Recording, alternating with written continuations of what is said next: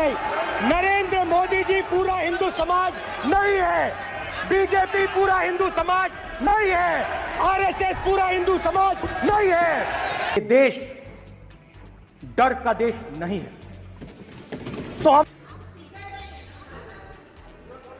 डरो मत, डराओ मत। उसके बाद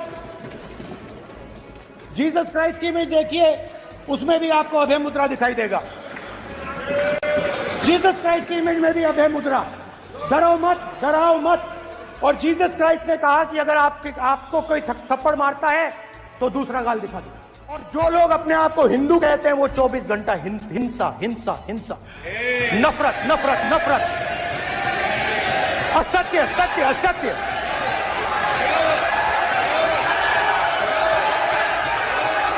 आप हिंदू हो ही नहीं।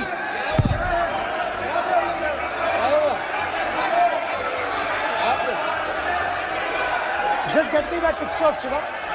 हिंदू धर्म में साफ लिखा है, सत्य के साथ खड़ा होना चाहिए, सत्य से पीछे नहीं हटना चाहिए। तो सबको जय मसीह की। आज भारत की संसद में एक ऐसा दृश्य देखने को मिला जिसकी किसी ने कल्पना नहीं की थी। राहुल गांधी ने संसद में यीशु मसीह की तस्वीर उठाई और सिर्फ एक शब्द कहा, डर। उस पल पूरा संसद शांत हो गया। सवाल यह नहीं था कि तस्वीर किसकी थी, सवाल यह था कि संदेश क्या था। संसद में करना, घात करना, मारना, बाइबल कहती प्रभु यीशु मसीह बचाने के लिए आए और शैतान नाश करने के लिए आया, चुराने के लिए आया, घात करने के लिए आया और नष्ट करने के लिए आया। प्रभु यीशु मसीह एक नया धर्म बनाने के लिए नहीं आए, वो एक नया ईसाई धर्म बनाकर आपको ईसाई करने के लिए नहीं आए। वचन कहता है प्रभु यीशु मसीह बचाने के लिए आए, वो पापियों को मारने के लिए नहीं आए, वो पापियों को बचाने के लिए आए, उनके पाप को मारने के लिए आए। क्योंकि आज आप में से बहुत से लोग यीशु मसीह को अपना जीवन दे देंगे और बचाए जाएंगे और सुरक्षित रहेंगे और इंश्योर्ड रहेंगे कि ये लाइफ और आने वाली लाइफ भी परमेश्वर उनको बचा के रखेगा और सुरक्षित रखेगा। Hallelujah, hallelujah.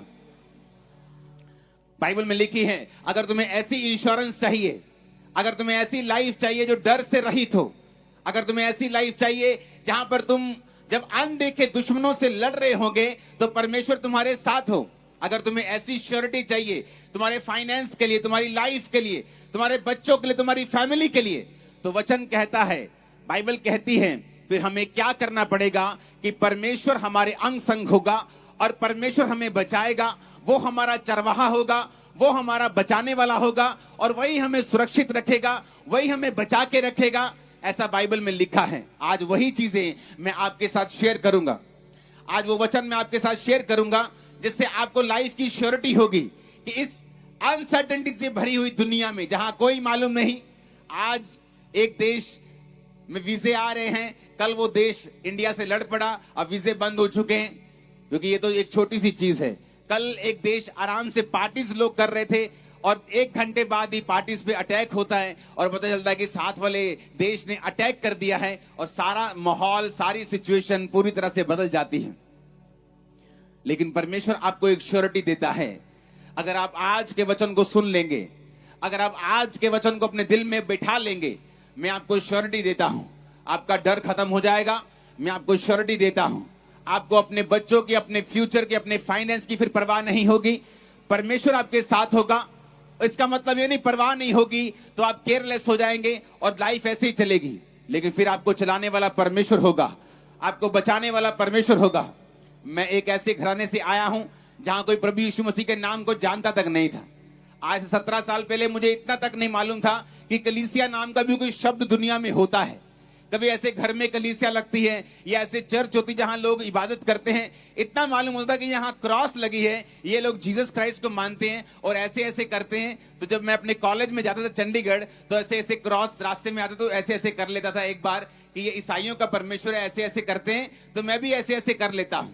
मैं उस घराने से आया हूं जिस घराने को यीशु मसीह के नाम का मतलब तक मालूम नहीं था, मालूम यीशु मसीह के नाम को सुना तक नहीं था। लेकिन जब मेरे दादाजी को कैंसर हुआ, इनकम टैक्स के बहुत बड़े ऑफिसर थे, जब लोग उनके पास प्रार्थना करने के लिए क्रिश्चियन लोग आने लगे तो मैं उनको बोलने लगा कि यहाँ मेरे घर में मत आना, ये हिंदुओं का, सिखों का घर है, अगर तुम आओगे तो हमें परिवर्तित करोगे, हमारा धर्म बदलोगे, अंग्रेज छोड़ के गए धर्म अपना ताकि आप लोग आप लोग चले गए अपना धर्म छोड़ के कि अब हम धर्म के चक्कर में लड़ते मरते रहें, तो यहां मत आइएगा। थोड़े दिन बाद मेंटली अपसेट के दौरे पड़ने लगे। जब दौरे बढ़ गए, जब दवाइयां खत्म हो गई, जब बाबे सब खत्म हो गए, जब सब जगह जाके देख लिया, सुसाइड करने पे आ गया, फिर एक हिंदू कपल, एक जो यीशु मसीह को मानता था, मुझे मिला और बताया कि हमें वही सिस्टर ने भेजा है जो तेरे घरों में आती थी। परमेश्वर की आत्मा ने उससे बात की कि उसी घर में जाओ, और परमेश्वर का आत्मा मुझसे कह रहा है कि उस घर में कोई बचेगा। उन्होंने कहा नहीं नहीं नहीं दीदी, हम वहां नहीं जाने चाहते, वहां कोई मानता नहीं है। उसके बड़े लोग नहीं मानते, उस घर के यंग लोग जो है वो भी नहीं वचन को मानते, हम नहीं जाएंगे उसके घर। वो दीदी बोली नहीं, उस घर में जाओ, क्योंकि परमेश्वर का आत्मा मुझसे कह रहा है कि उस घर में एक रूह बचेगी, तुम जाके सिर्फ प्रीच करो। और आप इमेजिन करो, जब वो उस घर में गए तो मैं उस घर में भी नहीं था। वो मेरे माता पिता को मेरे बेडरूम में बैठकर बात कर रहे थे, और उस टाइम मैं नशा कर रहा था, ओवरडोज लेके नशे की। मैं सोच के अपने घर में आ रहा था कि कल को मुझे मालूम था कि नशा करके ओवरडोज लेके मैं दर्द से फ्री हो सकता हूं। तो मैंने सोच लिया कि इस जगह जाके, विधिपुर फाटक जाके, यहां जाके इतने बजे की ट्रेन आती है, मैं सुसाइड कर लूंगा। और इस तरह से सारा मैंने अपना पूरा काम धाम सब देख लिया। अपने भाई को देख के, अपने माता पिता को देख के रो लिया, सब दिल में बातें बना ली, सब तैयारी कर ली। और जब वापिस आया मैं नशा करके अपने घर, तो मेरे बेडरूम में वही कपल बैठा था। तब मैं टूट चुका था, धर्म का सब भूल चुका था कि ऐसा ये धर्म है वो धर्म है। अपनी लाइफ में सेल्फ सेंटर्ड हो चुका था, बीमारियों से फ्री नहीं हो रहा था, अटैक से फ्री नहीं हो रहा था, मेंटली अपसेट के दौरों से फ्री नहीं हो रहा था। तो तब वो व्यक्ति मुझे मिले और बताया कि प्रभु यीशु मसीह धर्म और जात को बदलने के लिए नहीं आए, वो जीवन को बदलने के लिए आए। उसे तेरी धर्म और जात से, तेरे रंग से, रूप से कोई लेना देना नहीं। अगर तू जीसस क्राइस्ट की ओर आएगा तो बाइबल कहती है वो तुझे बचाएगा, बाइबल कहती है वो पापियों के लिए आया। मैंने कहा ठीक है, क्योंकि उस समय ऐसा नहीं था कि मैं प्रभावित हो गया बहुत वचनों से, लेकिन मुझे ऐसा लगता कि मुझे जरूरत है हीलिंग की, चंगाई की, और मुझे कोई नहीं दे पाया। डॉक्टर्स, दवाइयां, सब जगहें नहीं दे पाई, तो क्यों नहीं चलते हैं, कोई बात नहीं, देख लेते हैं।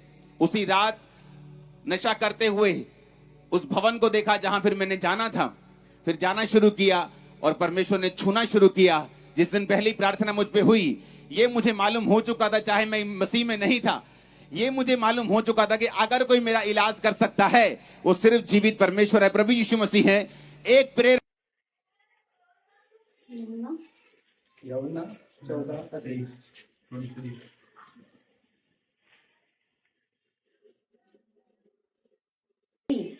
मनुष्य पर भरोसा रखने से उत्तम है। Hallelujah, hallelujah.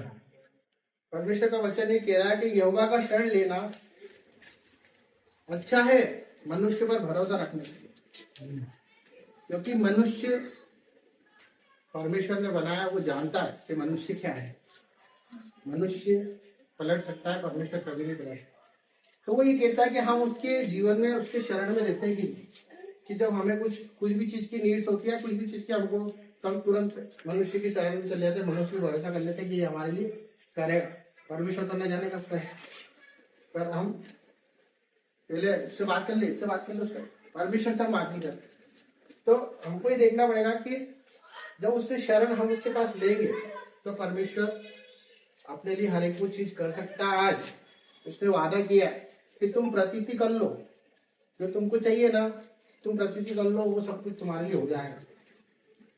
तो क्या हम जो जीवन जी रहे उसमें हमको देखना है कि बहुत से लोग हमारे आसपास भी हैं, हम चर्च जाते हैं, हम सब कुछ करते हैं, आराधना करते हैं, हर एक बात करते हैं, और हम देखें कि हमारे आसपास वाले लोग भी वैसा ही कर रहे हैं, पर हमारे जीवन का आकार वैसा का वैसा ही है जैसा आज से 5 साल पहले था, जैसा आज से 10 साल पहले हम वहीं के वहीं खड़े हैं। हम किसी चीज के लिए दुआ कर रहे हैं, वो दुआ हमारी हो ही नहीं रही। तो हमें पता लगेगा कि हम क्या मानो किसी मनुष्य के अधीन तो नहीं रहे, कहीं ऐसा तो नहीं हम किसी पर्टिकुलर सब्जेक्ट के ऊपर टिक गए, क्योंकि परमेश्वर तो देने के लिए बैठा है। जब उसने बोला कि सब कुछ मैं दे दूंगा, तो देने के लिए बैठा है। फिर भी हम लोग आते हैं, अपना सब कुछ करते हैं, तो वहां पे हमको जांचना है कि हम सच में यीशु मसीह के लिए आए कि नहीं। हम कहीं ऐसा तो किसी को इम्प्रेस करना है, बुरा मत मानना, परमेश्वर वचन में लिखा है, फिर बोलो। हम आगे देखते हैं तीतुस 1:16।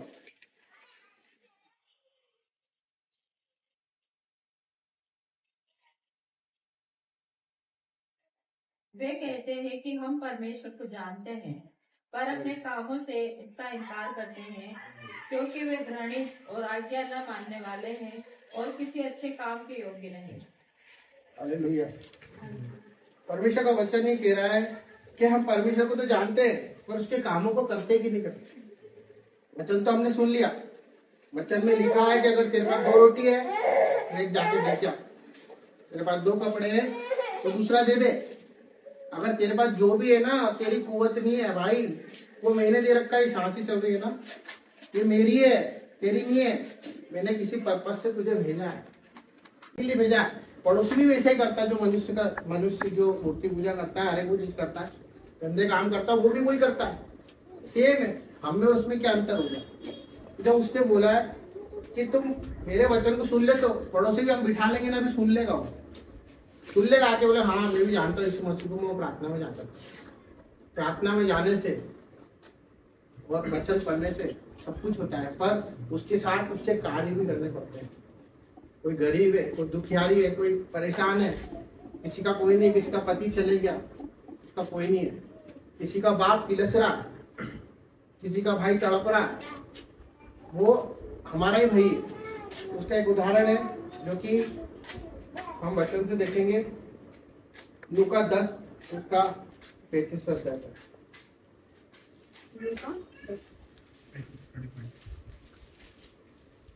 दूसरे दिन उसने 2 दिनार निकाल कर, हाँ यही है उसका 30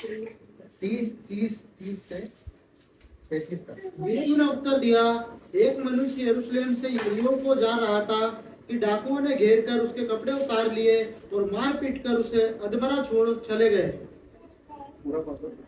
और ऐसा हुआ कि उसी मार्ग से एक याजक जा रहा था, परंतु उसे देख के कतरा कर चला गया। इसी रीति से एक लेवी उस जगह पर आया, वह भी उसे देख के कतरा कर चला गया, परंतु एक सामरी यात्री वहां आ निकला और उसे देखकर तरस खाया। उसने उसके पास आकर उसके घाव पर तेल और दाखरस डालकर पट्टियां बांधी और अपनी सवारी पर चढ़ाकर सराय में ले गया और उसकी सेवा टहल की। दूसरे दिन उसने 2 दिनार निकालकर सराय के मालिक को दिए और कहा, इसकी सेवा टहल करना, और जो कुछ तेरा और लगेगा वो मैं लौटने पर तुझे भर दूंगा। हालेलुया। हालेलुया। ये कौन था? सामरी के विषय आप सब जानते, परमेश्वर को नहीं जानता था, जानते थे या नहीं जानता था, पर वो कार्य को जानता था करना। क्योंकि उससे पहले एक याजक आया, फिर लेवी आया। वो याजक कौन? जो आराधनालय में, प्रार्थना गृह में रहते हैं, याजक, प्रेस्ट, वो लोग छोड़ के चले गए। प्रार्थना करते थे इसके लिए, पढ़े रहने दो, खून बंद हो जाएगा, है ना, ठीक हो जाएगा अपने आप। नहीं, जो नहीं जानता था उसने उठाया, उसने उसको पहुंचा, उसको लेके गया, उसको अस्पताल में भर्ती कराया, और ये भी बोला दूसरे दिन के जो पैसा लगे वो भी मैं दूंगा।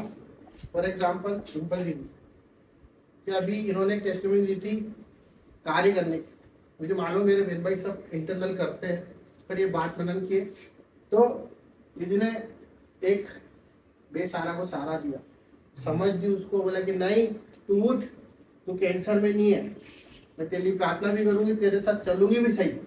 हालेलुया। तो वो उदाहरण है कि हम कार्य को भी करें। हम ऐसा ना बने कि भाई इसको भूख की जरूरत है और उसको हम प्रार्थना कर रहे हैं, इसको किसी और चीज की जरूरत है हम वो नहीं दे रहे और उसको उसके लिए प्रार्थना कर रहे हैं। कोई प्यासा है, हम बोल रहे हैं कि भाई हम प्रार्थना करनी है, पर उसके साथ साथ हमको उसके लिए